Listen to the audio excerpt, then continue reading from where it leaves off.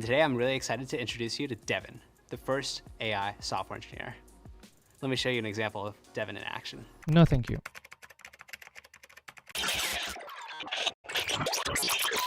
Hi everyone, this is my first video and I want to document my journey from being a full-time software engineer to becoming a sim racer. As a software engineer, I own a laptop that is quite capable of handling various tasks. However, when it comes to sim racing, it simply isn't sufficient. Therefore, I need to invest in a PC, especially a budget-friendly one, along with the steering wheel and pedals. I have attempted to strike a balance between performance and cost. Before diving into it, please subscribe and hit the like button. Let's start with the motherboard.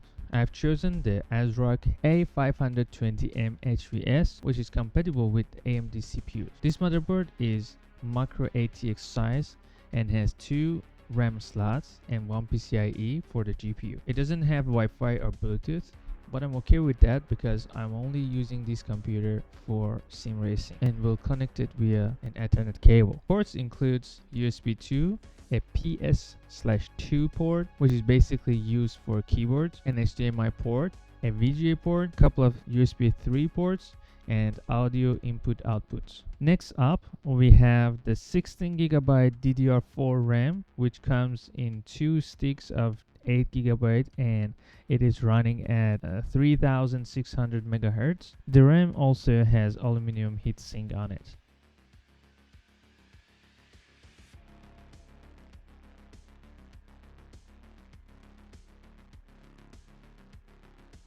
For storage, I chose a 256GB SSD M2 PCIe 3rd generation.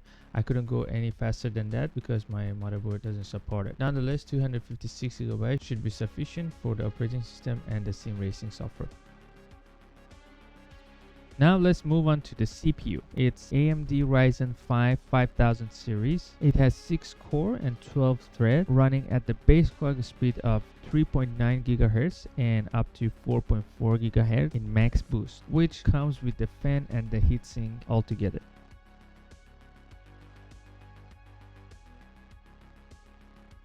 Now onto the most critical component of any gaming PC, the GPU. Initially, I opted for the AMD Radeon RX 580 with 8GB of VRAM. Everything seemed fine on the benchmark websites until I realized that my Ultra monitor, which has a resolution of 3440 by 1440 pixels, was too demanding for this GPU to consistently render at 100 frames per second or higher. Before pulling the trigger on the purchase, I had a chat with some folks in the sim racing community. Bunch of them threw out the idea that for a monitor this big, I would need at least 16GB of VRAM. But considering the sim racing software isn't exactly cutting edge, we are talking back to 2008 here. I figured I could afford to take a bit of a risk, so I went with the RTX 4060 by Zotac. It's got dual fan, 3 display port, and an HDMI output. Should do the trick nicely.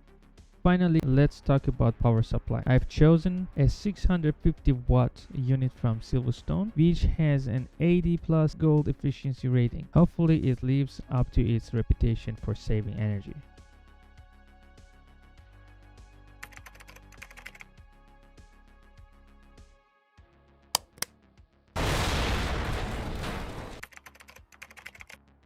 When I was 10, I had my first steering wheel and pedals, and they felt and looked very much like toys. Since then, sim racing wheels have improved a lot, giving us many choices. Nowadays, we can choose from gear-driven, belt-driven, and direct drive options. People online often mention Logitech, Thrustmaster, T150, but they also look like toys these days. I settled on Moza R5 bundle. It's direct-driven, includes a wheel and 2 pedals, but no clutch or shifter.